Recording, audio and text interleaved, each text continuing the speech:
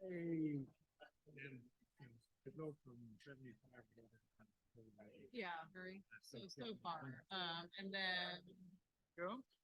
it's already disabled, so I shouldn't need to. They're just in there. If we run it like a company.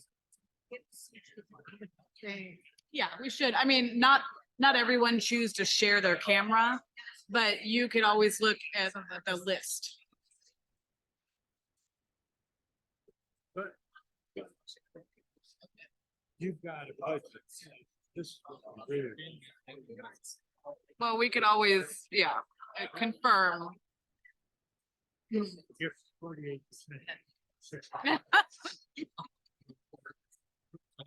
These are just some like quick reference things that I print out from David Sterling, just in case the board, the board meeting gets,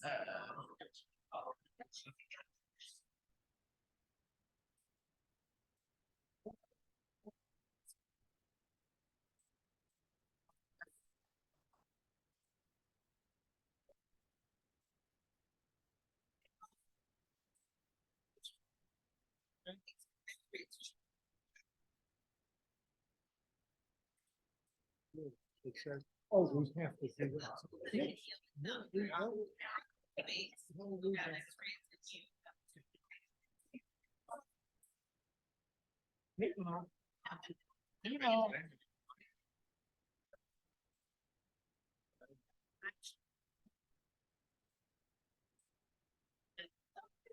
Nice to see you.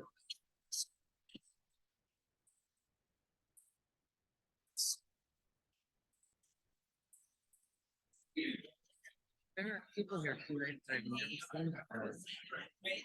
Oh, there's a few I've seen. well, yeah. I have.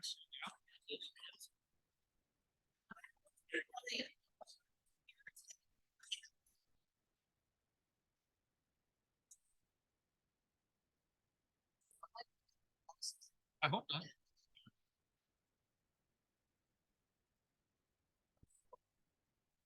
You have another car?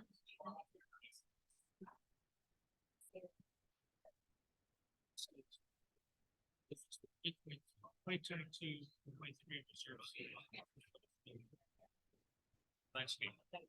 This is our new study.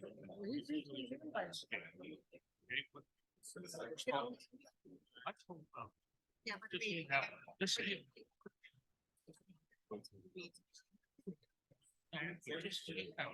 All right. Nancy's here.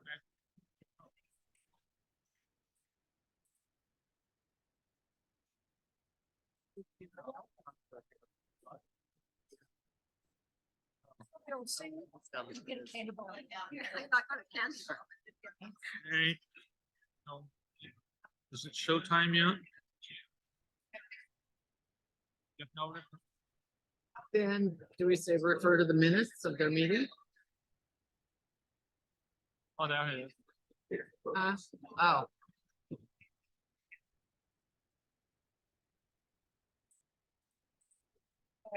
To David Sterling.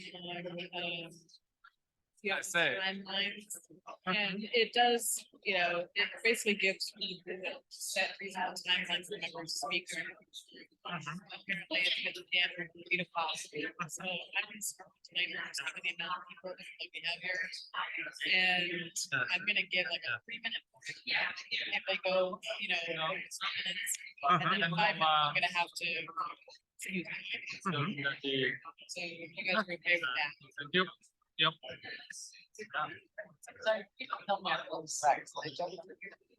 Short and sweet. Some for you. I can do that. To know, okay?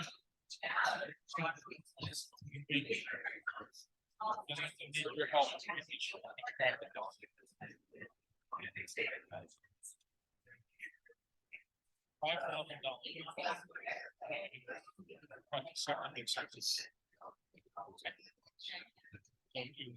Increase something by 5,000. It's during the consent calendar, not during his report, right?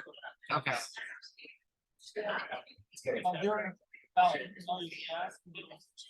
Okay.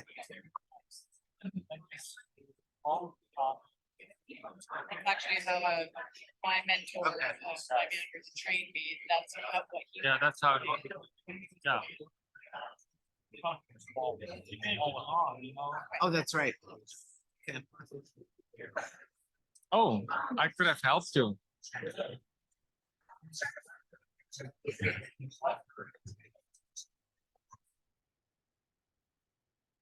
Yes.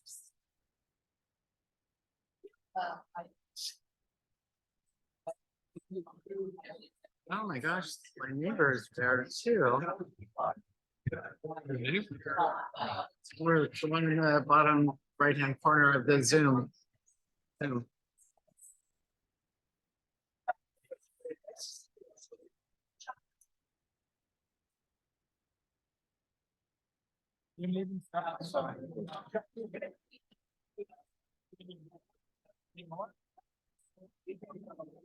Yes, they are. Ought to be a fun day. Oh. There's Ashley. She's gonna talk. Mary just told me she's gonna talk. Mhm. 1 minute. Well, hopefully they will talk nicely. Yeah, no, I can't keep a straight talker now. She jumps in. Sometimes she has good ideas, but we cannot communicate them. Yeah. You're good. Speak fire. Whatever. It'll be what it's gonna be. We can't change it. Oh, I know. I only had time to get in one old fashioned when I went home. I'm sorry? I only had time to get in one fashioned. when I went home. Not gonna be quite as ready as I was like last November. Ooh, it was a year ago. Oh, man. I thought about. Wait till they're, Okay. I'll just be glad when this is over.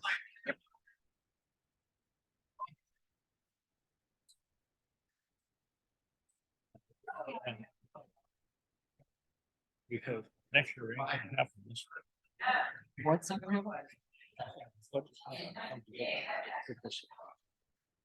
Mm.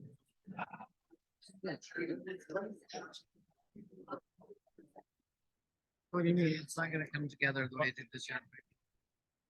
Might need to turn it up a little bit. Oh, I don't blame you. That's what used to happen. It's part of my life.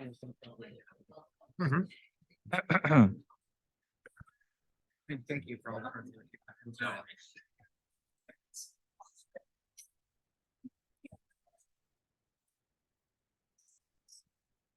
You ready?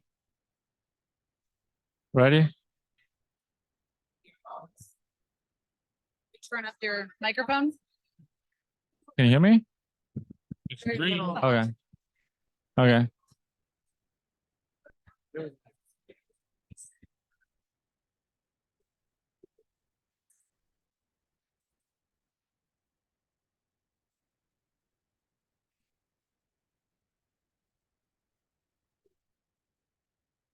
Good evening, everybody. Can you guys hear me? On Zoom, can you hear us? Okay, thank you. Yes, I can hear. Thank you. Okay, I'll call this meeting to order. Thank you for attending. This is a business meeting open to members of the Nepenthe Association and guests of the board. The Nepenthe Board of Directors is a policy board, and the role of the general manager is to observe the day-to-day operations. The primary purpose of this meeting is to ensure that the association is meeting its responsibility to provide oversight, maintain the value of the property, and to serve homeowners. My name is Marcus Dasher, and I'm the current board president. I'm Bill Henley. I'm director and treasurer. Jackie Grubitas, secretary. Cheryl Nelson, Vice President. Christina George, Member at Large. Thank you. The board had its executive session this afternoon, and we discussed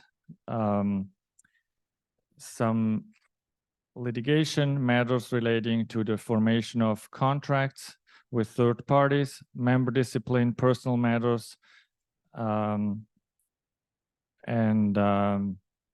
regarding the members' payment of assessments.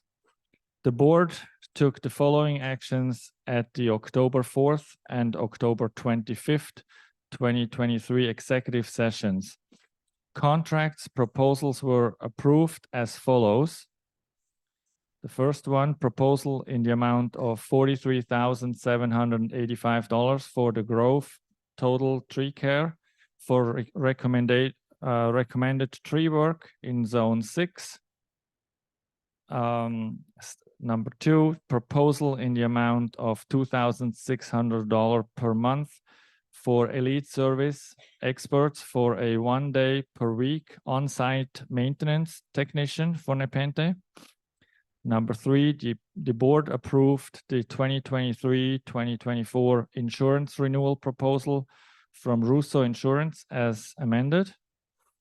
And number four, a proposal in the amount of $200,560 for Carson Landscape for landscape and irrigation remediation in 20 locations. And number five, actions were taken specific to member discipline and owner requests. Reports. Construction reports. I don't see Will Vizar. Is he there somewhere? Oh yeah, there's Will. He's Will, there. Nothing earth shattering new. We're at still on phase one.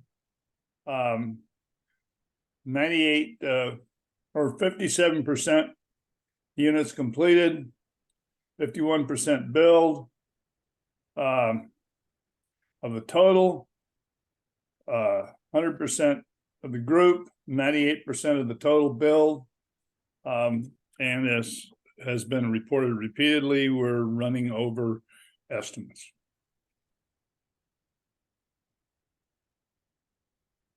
Does any of the board members have any questions for Will? All right, thank you, Will. The general manager report, Dusty. Okay, I just have a few things in addition to the monthly work order report. Again, just a reminder, if you have anything that you need to report to the association regarding maintenance, a gate, fence issue, anything like that, please call and put that report into the office or fill out a service request so we can open up a work order. Also, as most of you know, we had a tree crane company in the community to help us with some of the tree work that we have going on. We did have an unfortunate incident that held up production of that work. So this just serves as a reminder to please treat our vendors respectfully if you see them working in the community. And if you have a problem with the work that they're conducting, just give a call to the office and let us know what's going on so that we can handle it accordingly, instead of, suffering these unfortunate incidents that we had that unfortunately held up that work. Also, so we have received a lot of correspondence prior to this meeting. You did not see it in the open board packet because it missed that cutoff. So just a reminder on that, the cutoff for homeowner correspondence going into the board packet is the Thursday prior to the open board meeting. And open board meetings, as you know, are the first Wednesday of every month. As well as the little bit of general update, and this is already in the report that Paul Reeves provides, but I will be putting a reoccurring article in the newsletter, just kind of going over the path of travel, where the siding project crew is at, where they're gonna be, painting updates. Whatever updates I have, I'm gonna go and put in the newsletter. So please look out for those updates. But as of today, they are completed up to 1425 Commons Drive. Repairs are in process at 1112 to 1106 Dunbarton and 1423 to 1417 Commons. All those addresses will be completed in approximately 3 weeks. So again, look for the update and the article that I'll be including in every monthly newsletter for where they're at, where they're projected to finish, starting, things like that. Thank you, Dusty. You're welcome. Committee updates, ARC.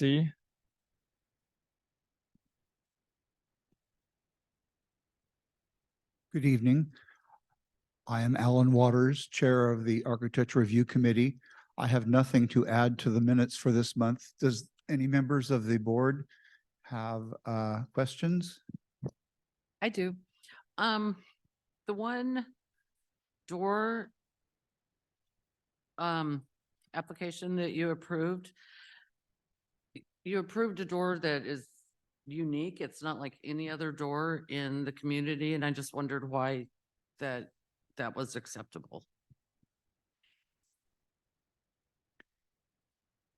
That I know of, it has not been previously approved. There is one already installed. And I don't know its status, whether it received an approval or not so far as I would think. This is 2316 Swarthmore. Oh, I'm sorry. I forgot to give you the address, Alan. Yes. As you know, generally the rule would be that we would want to see homeowners put in the original sort of style of door that was built in with the home, which is the flat or flush in this area. Members of the committee seem to think that it would not be so much of a problem. It was unusual in that it does have a storm door, which is to say it's a metal frame with transparent glass in front of it. So that would make it less visible. The front door, that is, less visible from the street. Both are to be painted black. But yes, it is a departure, an exception to the criteria. Okay, I'm just worried that once you make an exception, it paves the way for more. That is, So- that is a case. Board has previously made exceptions and allowed some variations, approved some variations in the area of Nepenthe that has the flat front doors. For example, there's some 6-panel colonial doors and certain other things, but certainly it's up to the board and its discretion whether or not to approve this exception to the criteria or to send it back to us and have us revise it. Okay, thank you. Thank you. Thank you, Ellen. Thank you. Finance Committee, Susan Timmer. Good evening, Susan Timmer here. I don't have anything to add to what's in the board packet. Does the board have any questions for me? No, doesn't look like it. Thank you, Susan. Thank you. Anybody here from grounds? Nobody from grounds? All right, moving on to ILS.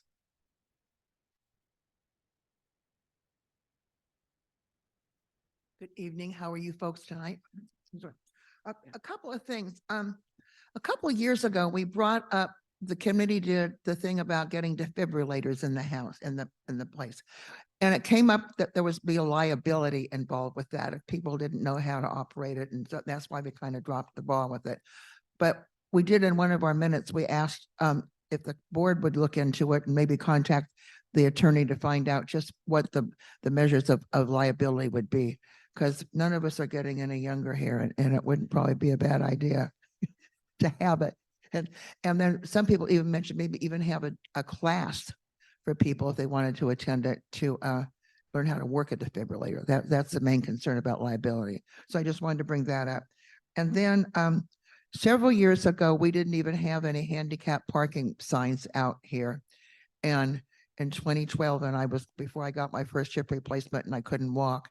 And that guy was going around suing everybody if they didn't have handicap signs up and whatever. So I called Otis Turner and I said, we got to have some signs. So we've got signs out there, but I still wonder about them because you've got the handicap, the thing is if you're on a wheelchair it'll take you up the little thing, but if you have to walk up it, it wouldn't be wonderful. And then we have to walk so far away. If you're handicapped, you're parked way down there. Now, I know I'm endangering my favorite parking spot up here right in the front when I do this, but I just think, and they kind of, I think our committee kind of wanted you, the board, to look into that. Would you rather have us as a committee look into that? We need you to look into the defibrillator thingy, but if you want us to go ahead and research that, we can do that.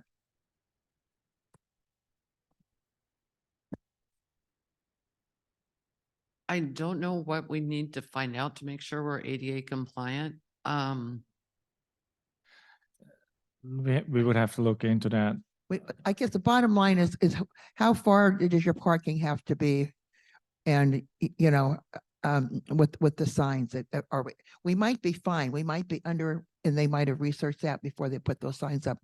Nancy, do you several think years ago. the committee could look into like the basics? Yeah, of that's what I it think we takes to should be do. ADA compliant. Yeah, I think we should. And that's why the committee said the board, and I want you to look at that defibrillator stuff, and Okay. we'll research the other on that. Well, can you do the research and then pass it on to Dusty, and then she can pass it on to To us? Dusty? Yeah, Yeah. yeah, we'll do that. Okay, no, okay. Okay, great. Everything else good. Thank you. Thank you. Outreach, I see Marcy in the far back.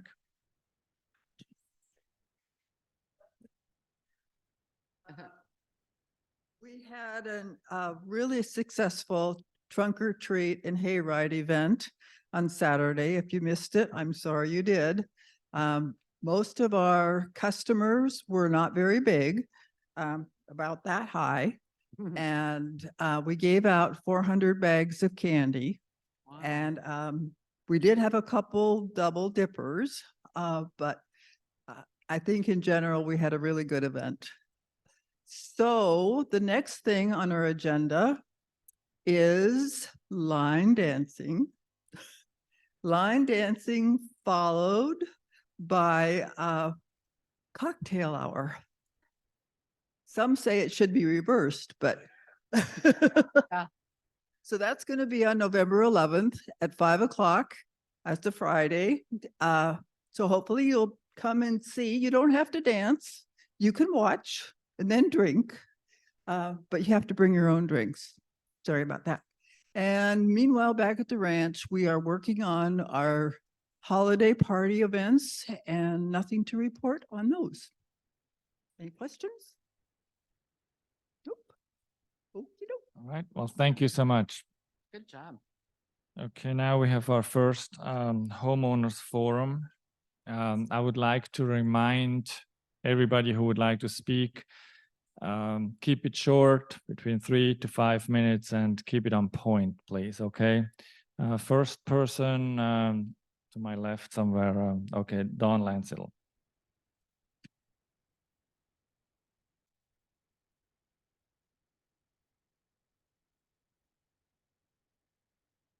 First, Susan Timmer, I haven't talked to you, Susan, yet about this, so I apologize to her as a member of the Finance Committee also, but the Finance Committee continues to meet via Zoom.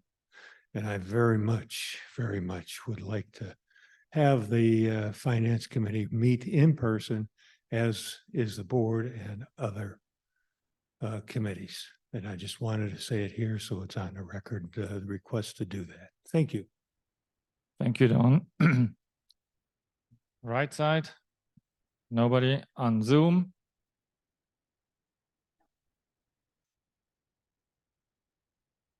No, any, well, okay, how about you, Ashley?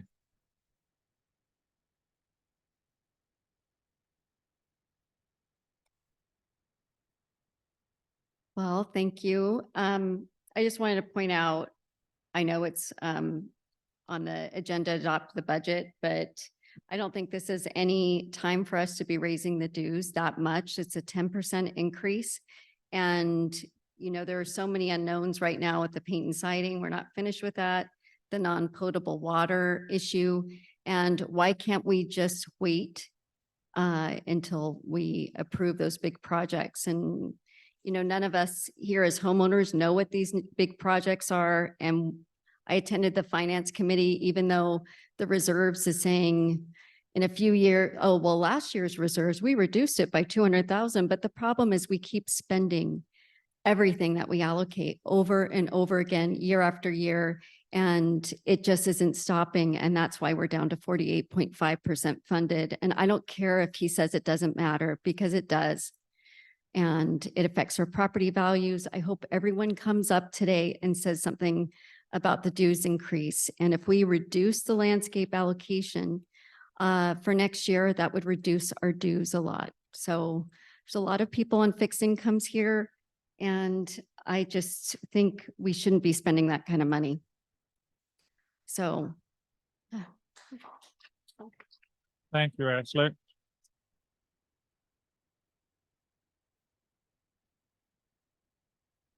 Leslie?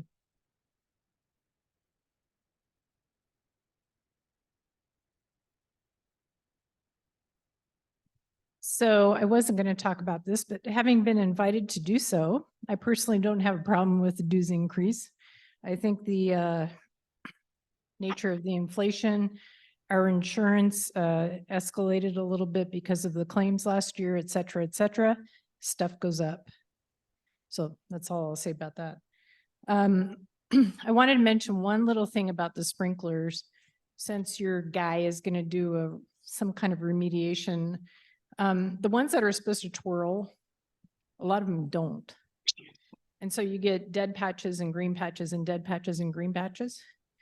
And I run out there every evening and I, make them twirl manually. But they should check to make sure that they're functioning properly, and it should be part of their job, in my humble opinion. Okay, and then finally on the flood. Can I interrupt here? Yeah. If you see something like this, that's for everybody. If you guys see stuff like this, please report it to the office, and we can control it that way. We can repair it, fix it, whatever needs to be done that way. So please. Okay, thank you. All right, so on the flood insurance issue, I know that there are advocates of eliminating it. I wanted to make myself clear that I think there's a lot of us who are not advocates of eliminating it, considering we're right next to a river. And this is from the FEMA website, talking about being behind an accredited levee, which we have. When levee systems are mapped on as accredited, the area behind the levee is mapped as moderate hazard, and the federal requirement for lenders to require flood insurance is removed. Consequently, flood insurance becomes a choice rather than a requirement, and many will wonder if they still need this coverage. All areas near levees are still at risk for flooding, because even when the base flood hazard is reduced, flood risk is not removed. More than 20% of all flood claims come from moderate to low hazard areas. So we're certainly not, we're at risk here just by being near a river, even if it's protected by a levee, which has a tendency to not degrade over time and be overtopped under extreme conditions. So I would not be an advocate of removing that. And I think based anecdotally in the insurance committee and also just talking to people, I think a lot of us feel that way. I think people who are vocal against, keeping it tend to be vocal, and the rest of us who are used to it don't speak up. So just wanted to say that. Thank you, Leslie. Anybody had, okay, Bill White. Well, I'm going to be vocal about the flood insurance. For the 5 years I've been here, I've been saying we ought to get rid of it. It's absolutely worthless. They've raised the dam 3 feet. They put a new spillway in, where every day you hear them fixing the levees over here. They're spending millions of dollars taking care of that over there. But the other thing is the flood insurance is basically worthless. There's a $10,000 deductible on it. And when they come into your house to appraise your belongings, they appraise them at thrift store prices. So I'm not making that up. The insurance guy came here 4 years ago and told us that. So unless you just bought everything in your house the day before and have receipts for it, you're never going to even get to that $10,000 deductible, and you're going to get nothing. And meanwhile, we're paying $600 a year for worthless insurance that's being used to take care of people in the Carolinas and in Texas that are in hurricane zones and won't move off of those stupid islands and that kind of stuff. And we pay for that here where it's never going to happen. Most of us in this room will be dead and buried before that river ever flows over. Anyway, get rid of it, save ourselves $50 a month in our dues. Thank you, Bill. Marcus, this is Ricardo Pineda. I have a comment. Hold on a second, Ricardo. Sure. You can just call me whenever you're ready. You're going to be next after Mary over here. That's fine. Online, aren't they? Good evening. My name is Mary Gray, and I'm here to express my concerns about the increase of 10% in our dues to $638. Number one concern is a lot of the discussion, if not all, was done in executive session, not transparent and not including homeowners. Number two, you have no idea whether this increase in dues is affordable to the 590 homeowners in Nepenthe.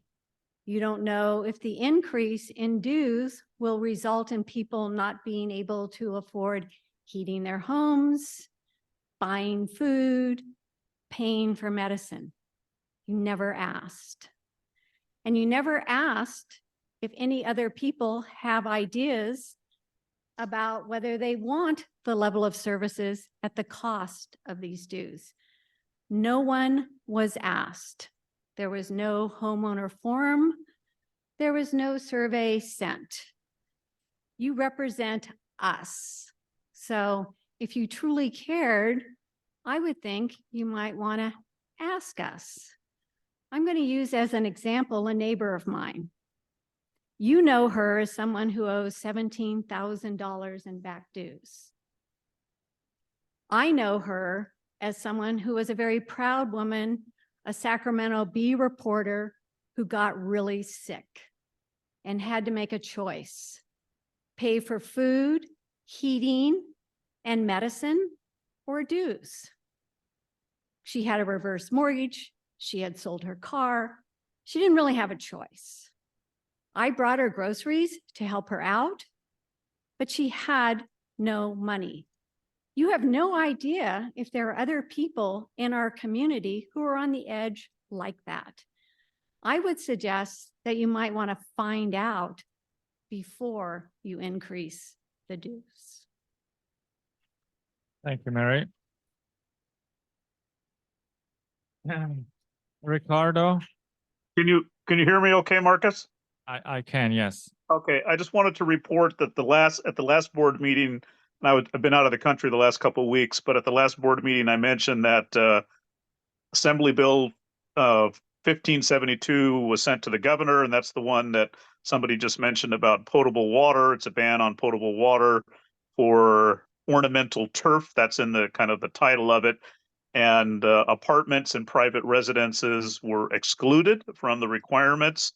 HOAs were included, I think probably because the HOA group didn't lobby or didn't know about it.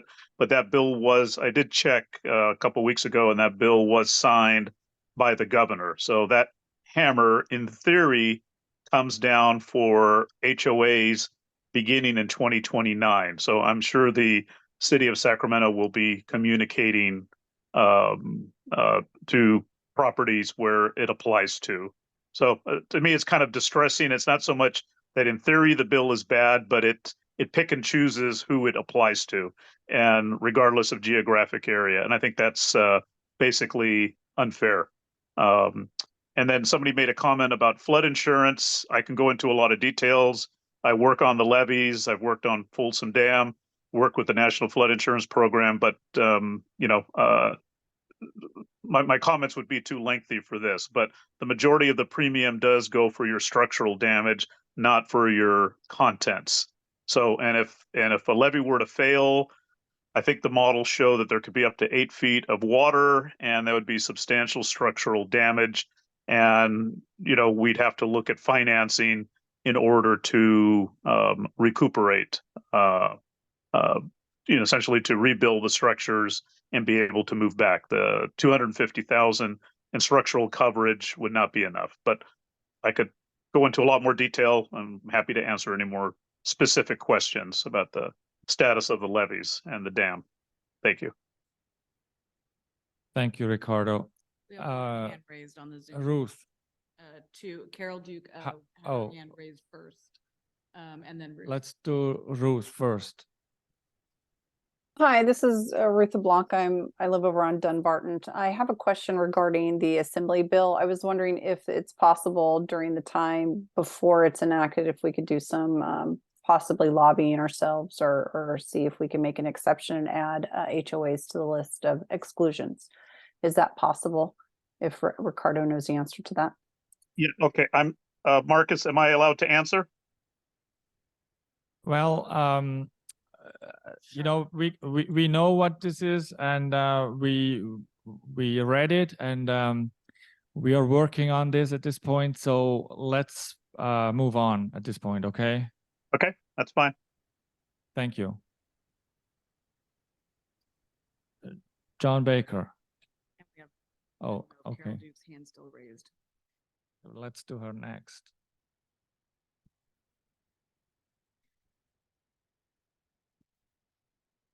Thank you, Marcus, and I appreciate the opportunity to speak tonight. My name is John Baker. I live on Swarthmore Drive, and I'm here to talk to you about flood insurance. The premium amounts to a significant part of our dues. And as a consequence, there has been a push numerous times to eliminate the board provided flood insurance and have that purchased individually. I'd like to come back to that in a second. But before I do, the flood risk in this community is real. We live next to a very large river. We actually dodged a bullet this year.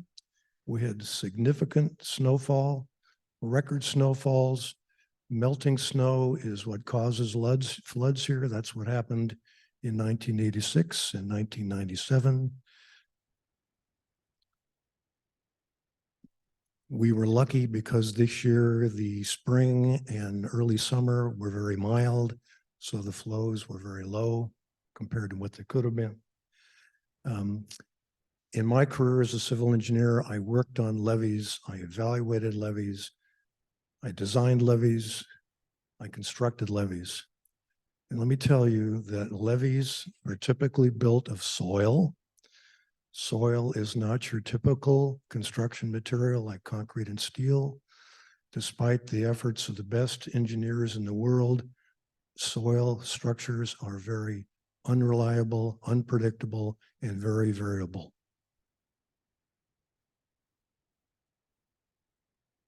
Getting back to the issue of individual purchase, I would just say that if we decide to go with individual purchase, we will find that some folks will decline to purchase and some of them will elect to purchase. Then we'll have a situation where your neighbor doesn't have flood insurance and you do. We have a flood which potentially could leave 6 to 12 feet of water in this community.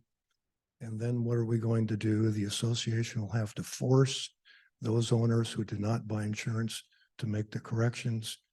And certainly that will lead to litigation, perhaps dozens and scores of litigation, which the association really needs to spend time on taking care of the entire area rather than hiring attorneys to take care of the litigation. In my experience, in those types of situations, the only people that win are the attorneys. I'd be glad to ask any questions if you have any questions. No, thank you very much, John. Thank you. Appreciate it. Yes, sir. No, we can't. You guys can talk later on, okay? Carol Duke. Thank you, Marcus. It's my understanding that Nepenthe is rated as an X500 area relating to the risk of flooding in our area. And it's also my understanding that that means that there's a 1% chance in 500 years of having a flood. So there is a risk of having a flood, but it's very, very small. It's also my understanding that based on floods in all other areas, it usually takes 3 to 5 years to even begin the cleanup and reconstruction in an area. So none of us are going to be living here for that 3 to 5 years. So I would suggest that we allow homeowners to get their own flood insurance if they so choose at a much better rate than what we're getting on a group rate. And we take it out of our Nepenthe budget. Thank you. Thank you, Carol. Okay, Nina. I want to talk about the reserve funding a little bit. Our rating, our reserve number now percent funded is 48.5%. When I was going through school, and every school I ever went to, that was an F. And so I know that the financial scales are slightly different and they call it fair, but it is not good for us. I think it lowers our property value and it makes our properties less marketable. I think we've got to finish our siding. I'm not saying the landscape isn't important. I think we need to slim it back. We can do that for a few years and get through the trouble spots. Even Bob Browning said that the next few years, the way our reserves are set up, that landscape is going to be a challenge. So I feel like what we ought to be doing here is making our marketability of our houses better, not less. Thank you. Thank you, Nina. John?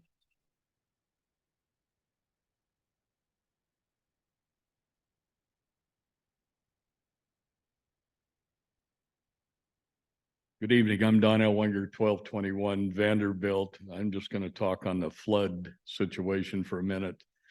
I believe you're probably forgetting one factor. If you have a mortgage on your property, you probably ought to talk to your lender because I believe you're going to be required due to the proximity of this establishment to the river to carry flood insurance. Thank you. Thank you, Don.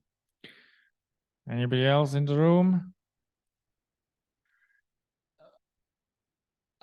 Okay, yes, you, and then you.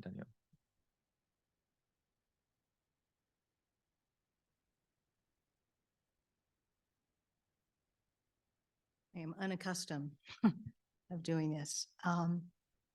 Couple of things. Could you please introduce My, yourself? my name is Diane Shaw. I live in Elmhurst Circle. Been here for about 8 years. The flood insurance, as far as I'm concerned, is the warranty that you get on a TV that you pay money for, that you never realize the benefit of having that because nothing goes wrong. I realize we're living by the water. I understand that's a danger. It can be, but I've also had friends that have lived through the Paradise Fire and friends that lived through the Greenville Fire. And although this isn't fire, it destroys. Are they back in their homes? No. How old are we? How long do you want to be here? 5 years dealing with a flood? Chances are you're going to move on, probably to higher ground. But in the meantime, we're spending a lot of money on flood insurance. So it's up to you. Now, as far as the association dues, we're outpricing our homes. People are not going to be interested in 700, 800, whatever dues are for our association. I think we do have wonderful benefits. I absolutely love living here like all of you do. But let's face it, these are tough years right now.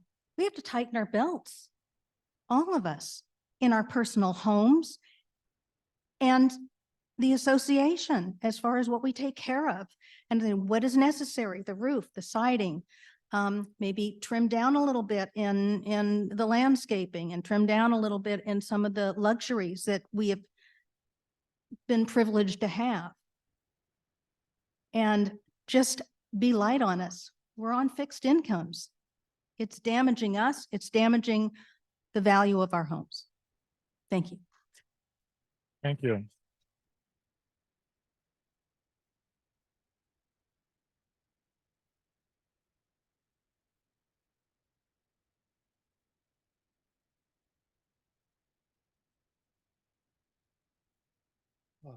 Good evening, everybody. Brian Coates, live here on Commons Drive. I'm not understanding this whole increase of our HOA dues. We have a budget and somehow we're not spending within our budget. That concerns me. I have had the pleasure, if you want to call it, of overseeing budgets of $5.8 billion. This little budget here should not be that big of a problem to spend within. Now, if somebody were to tell me that we're doing something else for this 10% increase, okay, let's talk about that. But just to willy-nilly, we're going to just increase your HOA dues, and people have made some good points. There's people that can't afford this. And there's nothing that I'm seeing that we're getting for this extra money. So I'm not sure why we're even considering this, especially if we haven't talked to the whole everybody around here and there's some explanation as to why we need to increase the HOA dues. It just boggles my mind. Except I'm not sure why we're not adhering to our budget, and why we're just now, yeah, let's increase the dues. I don't know. So that's all I got to say about that. Thank you, Brian.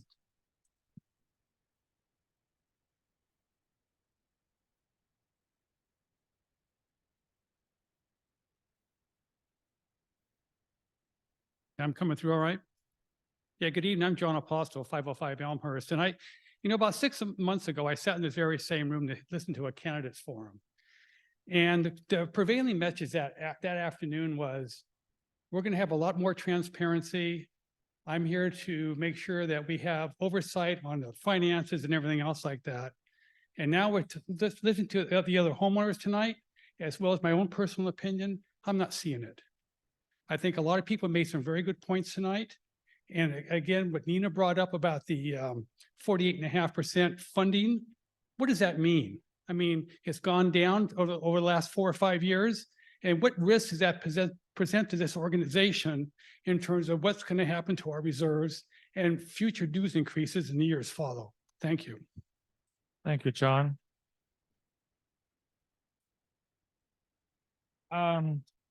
Let's move on now. There's another homeowners forum later on. So let's go and move on here.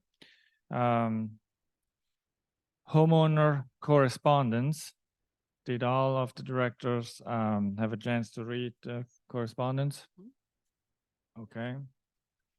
The consent calendar. Anybody have any questions regarding the consent calendar? Anybody wants to move it? I have a question. We had some issues with 2316 Swarthmore. I think that perhaps we need to table that one and bring it back for discussion for the board to discuss. Which one is that? It's the door. That's the doors on architectural approval. Oh, okay. 2316 Swarthmore. Other than that, I would move that we approve the consent calendar with the exception of the 2316 Swarthmore. Oh, a second. Bill? I agree. I agree. Okay, I agree too. Let's table that. And what about the rest of the consent calendar? Approve that? A second. Okay, Dusty, let's approve the consent calendar with the exception of that particular item.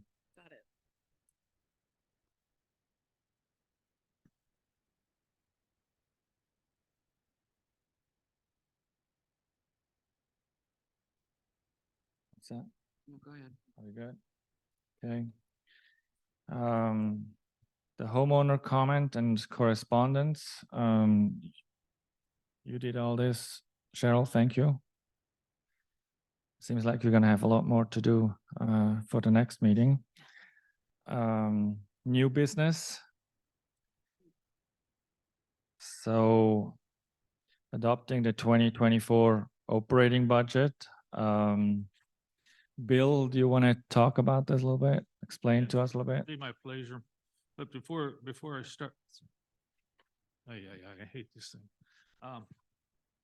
Before I start, I want to say thank you to Dusty and to Andy and to others, Finance Committee, for their comment and. We can't hear you. I'm sorry. I'm gonna have to eat this microphone. You'll have to excuse me. I'm not used to that. Yes, it is on. Pardon me? A little bit closer. Take the. Aye. There you go. Okay.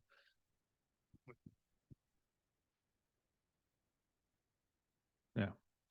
We'll see if I can do it this way. I apologize. I want to, again, I want to say thank you to Dusty, and to Andy, the Finance Committee, all of who had opportunity to review the operating section portions and, and to Bob Browning for the work that he did on the reserve study. I'm pleased to say that, yesterday, there's been a lot of talk about flood insurance. We put in the initial budget, the legal provision for increase 18%. Why? Because we did not have an indicative, direction from our insurance provider. Yesterday, we finally got the guidance, and all of you have been receiving, I think, some things in the mail. And so that has been adjusted and reduced.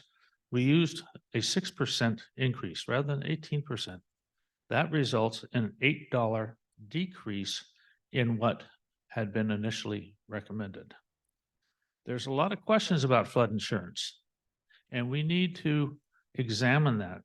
And I suggest that as we move into 2024, we ask the ILS and management to get together with our insurance company and talk to the community and come up with a direction for flood insurance. Now, to the budget. What I'm going to touch on is, first of all, the reserve, $16.85 is what the increase is. And yeah, that seems like a lot. But let's remember, we've got a construction project, siding, which has eaten up a lot of reserves. And yes, landscaping is a part of it too. But in actuality, from the landscaping standpoint, the amount in the reserves for this year is less than what was allocated last year. When I say this year, I'm referring to 2024. We've got some work we need to do. We need to figure out the direction on landscaping. And to that, I would, from a financial standpoint, I ask grounds, working with management, working with our vendors and community to come up with a plan. Now, operations side, we have about a $31.15 increase per month in our dues for operating expenses. Utilities, which we don't have a lot of control over, accounts for $6.97 of that. PG&E, or excuse me, we're SMUD. Electricity, we've seen a change of $2.63. SMUD increase says that their increase is going to be $2.75% on January 1, followed by 2.75% on 5/1.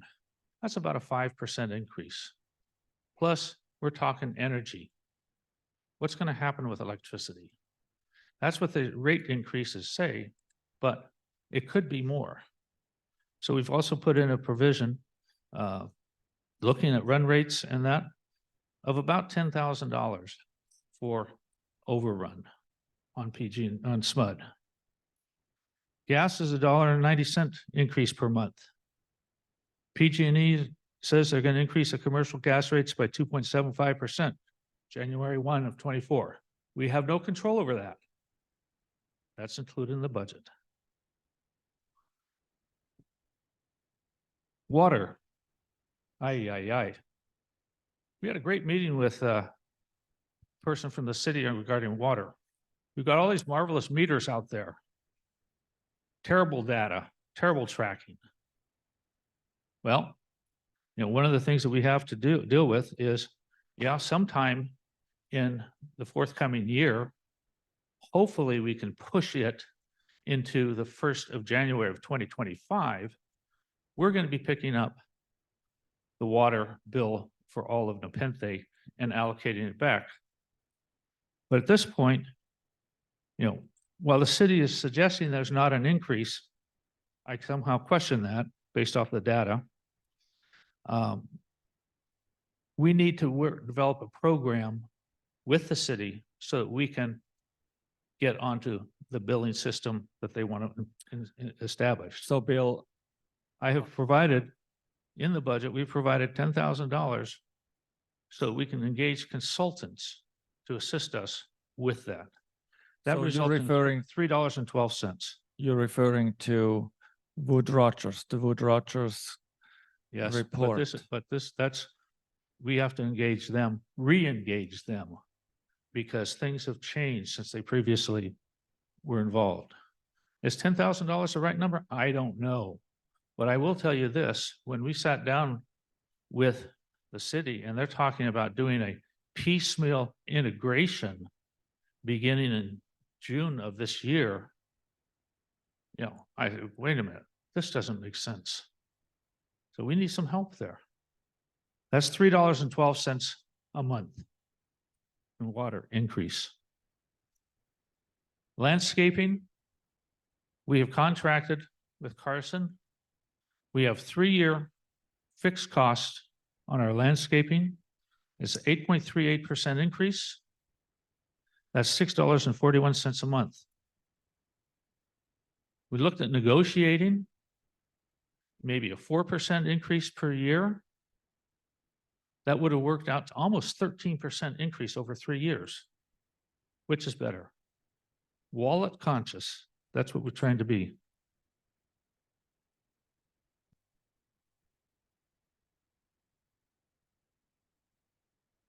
Oh, transients in the hot tub. We pay $2,475 a month. No increase in vendor charges, just for our pool maintenance. But we also pay another $1,000 a month for transient cleanup. So we've added in $12,000 for the year, which results in $1.65 increase.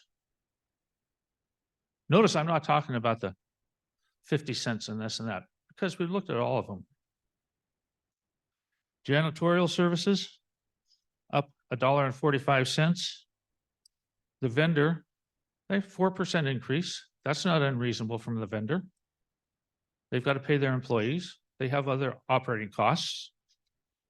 We've also added in provision for special services, carpet cleaning, and windows. We do rent this place out for revenue, so it's nice to have it look good. And that's $1.45. Repairs and maintenance. Now, this is a tough one. It's up $5.30. Why? Well, we no longer have a maintenance person on staff. We've re-engaged Elite. And before, they did a darn good job for us. It's not the same level of service that you previously had when we had Marcus on staff. But it's huge savings in compensation and benefits. And that's where it's offset. Overall, on common area, we're up $9.83 per month. On operating expenses and administration, for services, no change in fee. On-site staff reduced by $5.97 a month. Remember, that goes back to the repairs and maintenance. Overall operating expenses down $5.74. Insurance. Have you heard about our neighbors? Our neighbors' policy, the deductible was raised to $50,000. $50,000. That's a lot. And their premium was increased. For our general insurance, we still have a $25,000 deductible. But the premium did increase. The increase to your wallet, $9.35 a month. Insurance industry is in disaster. You all know that. You read about it. You hear about it. That's reality. The flood insurance I already talked about. That's $3.57 per month.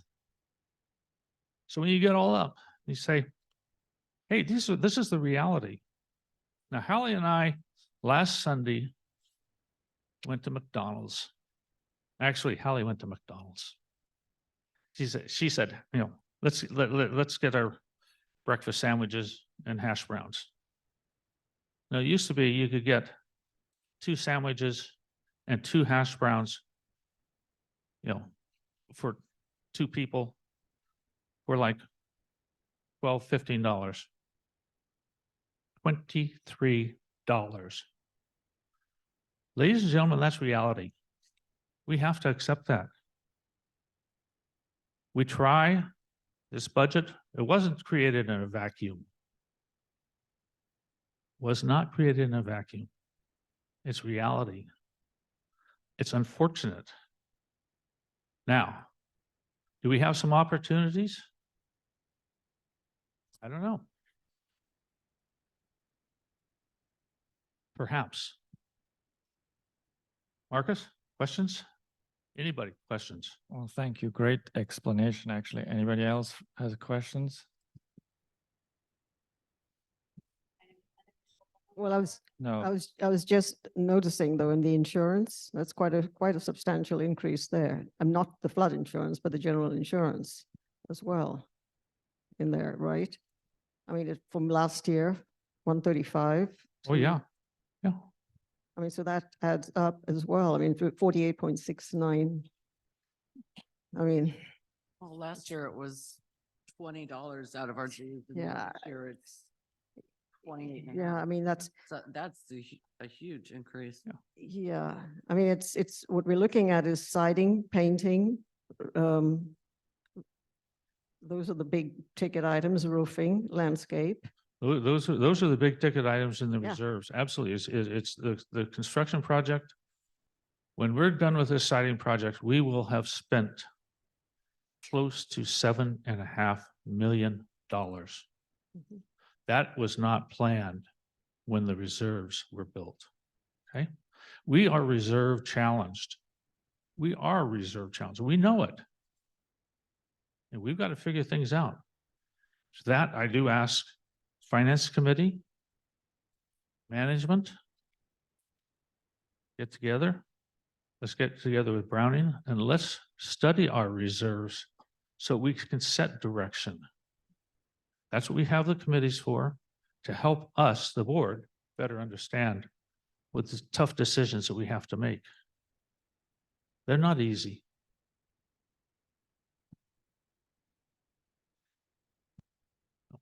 Any other questions, comments? No.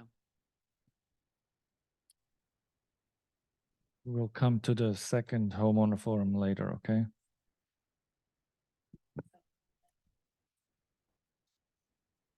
That's correct. All right, again, this is a business, it's a business meeting. Okay, all right, so It's not a town hall. it's not a town hall meeting, okay? It's, excuse me, Brian. Okay, let's move on. Is there any Um, other board discussion regarding the? Any board discussions, any? So we have a new proposed budget that is not in the board packet that's reduced to $8 per lot, correct? That's correct. It reduces, This is go, yeah. that's correct. It reduces the monthly from what, 628 to 620. Now, a couple opportunities that we might have as we look at the provisions that we put in, you know, under the electric, we put in provision of $10,000. If we took that provision out, that amounts to a whopping $1.41 a month. We have also provision for consultative services in the water. If we cut that in half, that's 71 cents a month. Well, we don't know. We haven't talked to Wood Rogers yet. That's right. So I think my recommendation is that we run with those numbers. But yeah, we can't take it out now and then we would have to find the money basically if we need to consult them again, right? Okay, Yes, we do. okay. Yeah. So we, So like does we say, anybody- we run with this. Anybody want to make a motion to, I make a Accept motion that. that we accept the revised budget as discussed today, the funding at the $620 a month figure. I second. okay.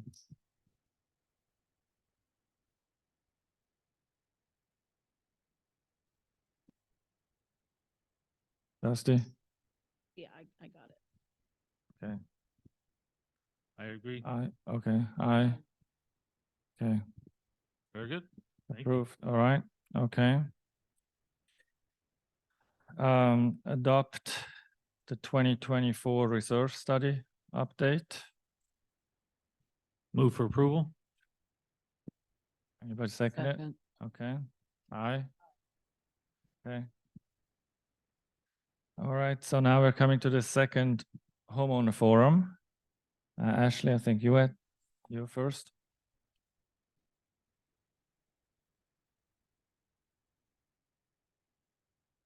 Hey, Ashley Tongaros, 1317 Vanderbilt Way.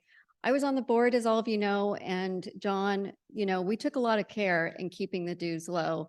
And there was a lot of conversation about what can we do and how can we save and concern. And I don't see my last few months on the board, I did not see that at all. And you know, there is inflation and we do have an opportunity here. You have an opportunity to get a revised reserve study.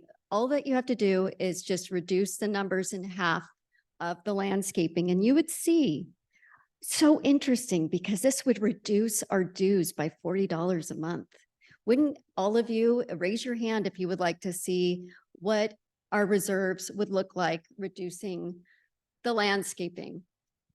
Come on, okay, hands. Can I get more hands? I know you're out here, but don't use the excuse of inflation. I understand it hit insurance, it's hit different things, but you know, at this point, it's game on. And I'm going to get some supporters in a recall of the people that have been pushing this landscaping, which is you three, not you two. And I can get just 20 or 30 signatures and that's going to be a recall. I hope that people come up to me and sign the recall. And that's what we're going to go through next because I'm sick of this.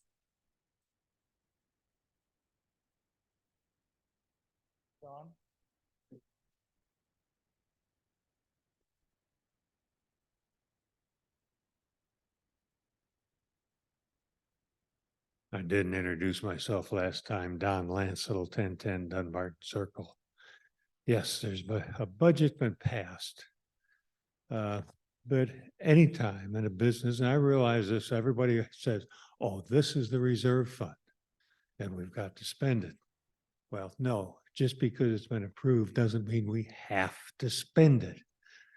Piggybacking, if we've got 48% right now, what would be the saving requirement to get us, say, to 60 or 65% in 2024? That's just a quick calculation on the budget. All right, there's a number. Now, how do we find the dollars to make that 60% rather than 48%? We have the flexibility to do that.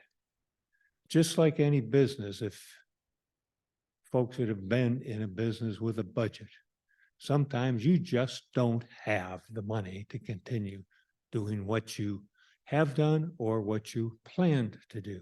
So you have to find a way to continue running and make the cuts. Thank you. Thank you, Don. Don?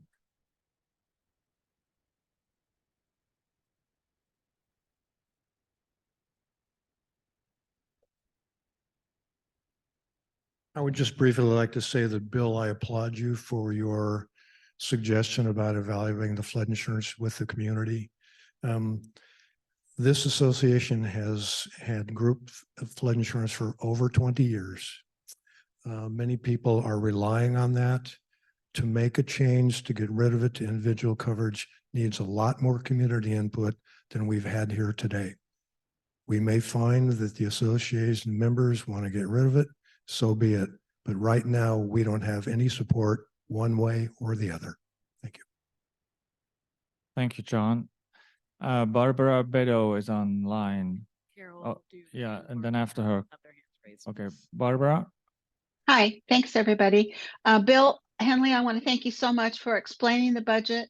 Nobody likes to see their dues go up, but I really appreciate all of the itemization that you did for us. And I feel like all of these things are necessary. As far as the flood insurance goes, I do have a comment on that too. I appreciated the letter that was included in the packet. And I feel that I could get flood insurance for a lot less than what we're paying Russo for it. But I'm wondering if flood insurance couldn't be a requirement. And if you don't have it, the association will buy it for you. So anyway, I would like to see some study on it to see if there could be a change. I do support that. And as to the comment about previous boards and the dues went up then too. So it's not a new thing. It's prices go up, maintenance goes up, cleaning the windows, doing the floor goes up. Maybe we should raise the rental price for the room too. Okay, that's all I have to say. Thank you, Bill, for your itemization. It was wonderful. There's many, many parts that go into the budget. And if you are complaining about the increase, then maybe you need to be on one of the committees to do some studies too. Think about how you volunteered to help the association other than getting up and commenting on things. Thank you. Thank you, Barbara. Carol? Thank you, Marcus. There are certainly things within this reserves budget that we don't have choices about. For instance, the general insurance increase. We don't have choices about that. We don't have choices about other things, but we do have a choice about how much we're spending in landscaping. We've spent a huge amount the last 2 years in landscaping, well over what was allocated, And I believe that there can be continuing cuts in the next 2 and 3 years to the landscaping budget and still keep our landscaping looking nice. It's the special projects that are listed in the reserves that can be and must be reduced. And that will be a choice we can make, the board can make, and that will reduce our dues. Thank you. Thank you, Carol.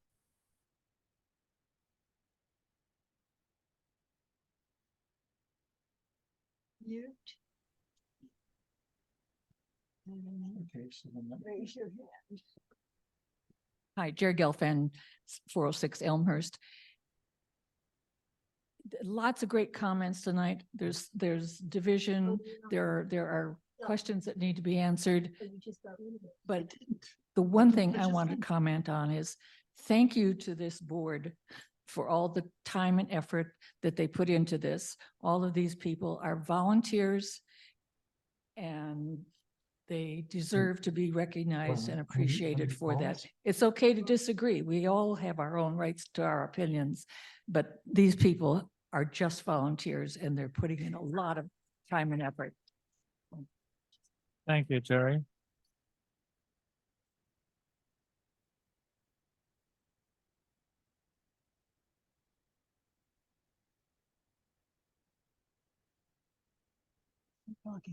On this budget that we just passed, first of all, I want to go on record to object to this whole passing of this budget.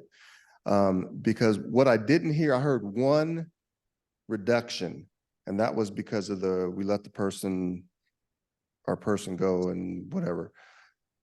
What other reductions did we consider and or put in? I keep hearing reducing the landscaping. Maybe that's the only line. I don't know, but I didn't hear any reductions. I kept hearing pluses, pluses, pluses, pluses. We need to be considering negatives so that we can get this budget balanced. Maybe it's not going to get all the way, but it surely can't be as much as it is today. Thank you. Bill? Marcus, this is Jim Shaw. Can you hear me? We had two. Oh, hold on a second, Jim.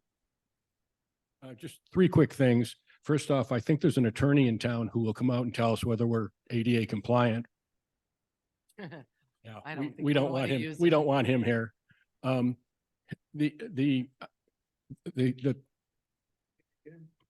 No, there's an attorney in town that sues everybody that's not ADA compliant. I'm just kidding. We could have him come here and he would tell us, and we'd all be screwed. And I'm not saying that people shouldn't have flood insurance. Get your own flood insurance. It's cheaper. The flood insurance we get through the current guy, we're financing his home in Puerto Rico or something. I mean, it's outrageous the amount of money that the agent gets.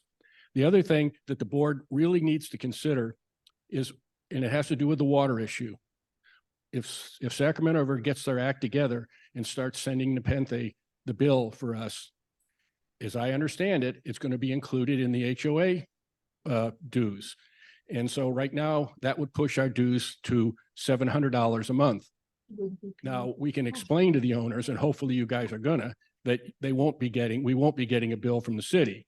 So there's an offset, but try to explain that to somebody who's looking to buy here and they go on Zillow and they see that the HOA dues are $700 a month. They're going to go click and they're going to go someplace else. Now, when this first came up, I asked Betsy, can't our company split it out and on the bill actually list it as city water charges and don't include it into the HOA amount so that it won't show up on on Zillow and all the rest of them, because otherwise nobody's going to be able to sell a home in this place. Bill, we're working on this. Believe me, we're working on this, okay? It's not as easy as it sounds. It's a lot more complicated. I'm sure it's not easy, but the computers can do anything. Come on, now we can have a separate line that says city water charge. Well, remember, then we have to hire somebody to do all this work. Believe me, we have looked very deep into this and it's not over yet, so. As long as you guys are thinking about it, I just want to have you know that you We're guys are spending thinking. a lot of time in this building lately. I'll tell you that, a lot of time. Okay. I don't know if Carol has raised her hand again, but she has her hand up. Carol, did you? Carol Duke again? Oh, no, yes, no, Have anything else on Zoom? okay. No, I think it's Jim Shaw's turn. Oh, Yes. Jim Shaw, okay, yes. Thank you, Marcus. Just two quick questions. As we look at possible reductions in savings, has there been any consideration for spreading out the siding project over a greater number of years as a way to reduce the annual outlay? And then secondly, has the board considered what I believe Campus Commons has, which is they have, through a bureaucratic maze and everything else, but actually own a water well that they use to produce non-potable water for their landscaping purposes. And I realize there's probably a bureaucratic thicket, but given the 4 or 5 years that we have, it might well be something that we should seriously consider. And I believe Ricardo may have alluded to that in some of his prior comments. Thanks. Thank you, Jim. This way.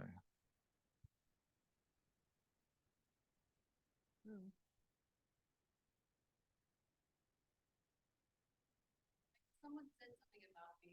That's not what I said. If you want to get up and speak during open forum, you can after this person. Thank you. Jerry's right. Thank you very much for doing what you're doing. It's a difficult position and you volunteered for it, so it's very appreciated. This is probably something you've already thought about, but I'm going to tell you just a real quick story. My parents had State Farm for years. They loved the guy that sold it. They got a poinsettia every year. He'd visit. It was wonderful. Until I found out how much they were paying a year, and I got bids from someone other than State Farm that did, let's put it this way, they stopped getting the poinsettias every year. They went to another insurance company that covered them just as well, and they paid less. What does that mean? Bids. I'm sure you're getting bids from all these people because I was in sales for many years, had my own little company, and I would raise my prices on things. I was a jobber. And sometimes people would pay and sometimes they check around, maybe they could get it for less.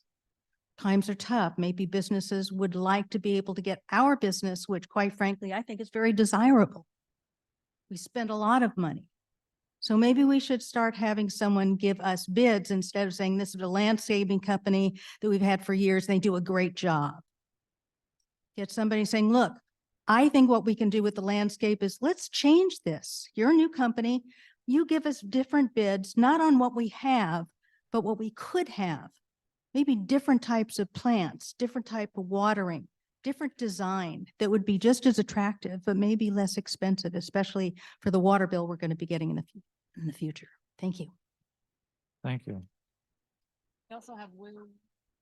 Will, We have Will online.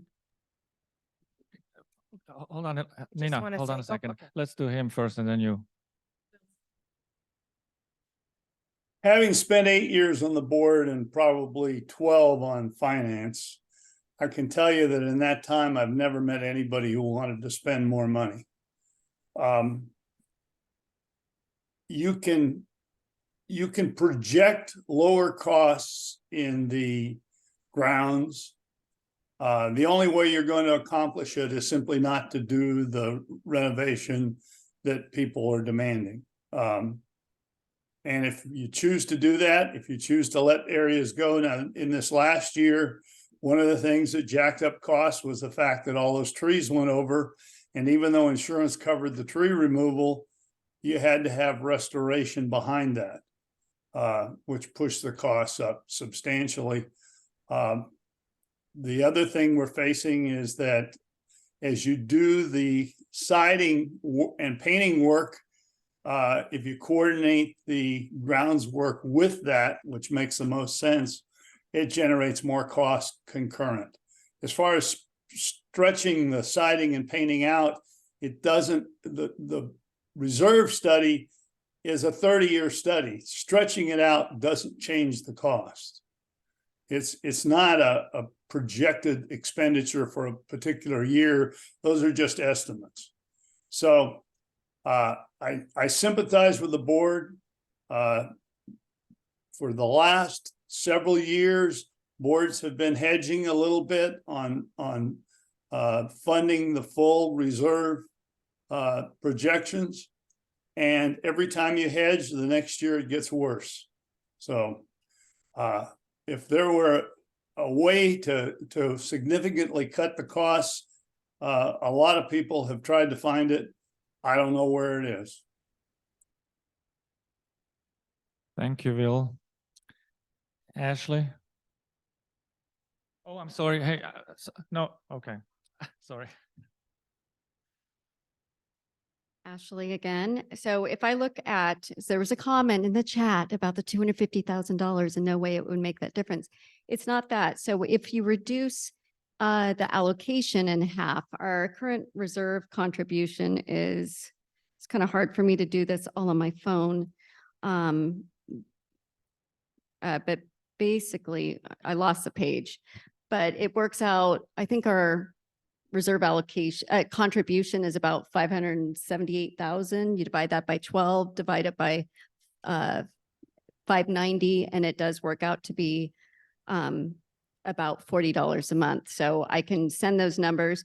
You know, just the other points I want to make are just, you know, the problem is that there's the allocation, what we budget, but we keep going over year after year. And I see a definite pattern here. One of the patterns I see is, you know, every time that Marcus has a listing, they somehow got their yard redone right beforehand. I don't know, but I have quite a few examples of this. So, you know, but then there's also the priority ranking. And then there was the tracker of the landscape committees. Oh, but as the grounds chair, she was saying, oh, that's the board's fault. We don't deal with money. But we're this pitching things back and forth and saying, oh, well, we didn't spend it. Oh, yeah, you didn't spend the money this year for the irrigation valve balancing project. But you went, if I take that money out, you still went $900,000 over budget. When I look at all the pending, I'm tracking the numbers and it does not look good. And we still don't have a corrected reserve tracker. I mean, when is this going to end? And that's all I want to say. I mean, I can show you the math on those numbers, but it would make a big difference for all of us. Thank you, Ashley. Nina? I would like to end this on a positive note. Thank you for your hard work. I know it's not been easy. And I saw that Steve Huffman was here tonight.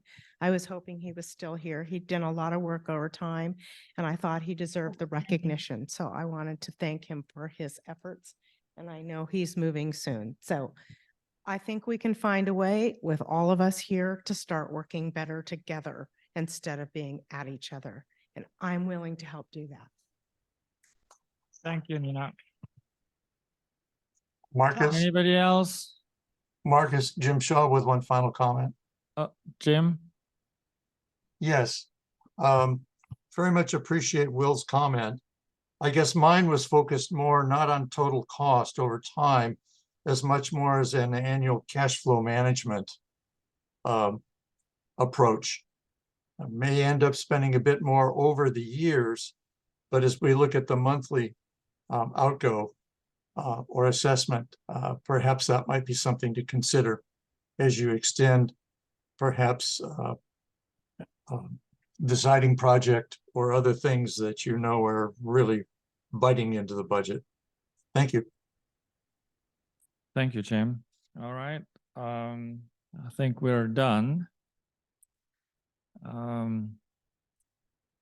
Meeting adjourned. Thank you.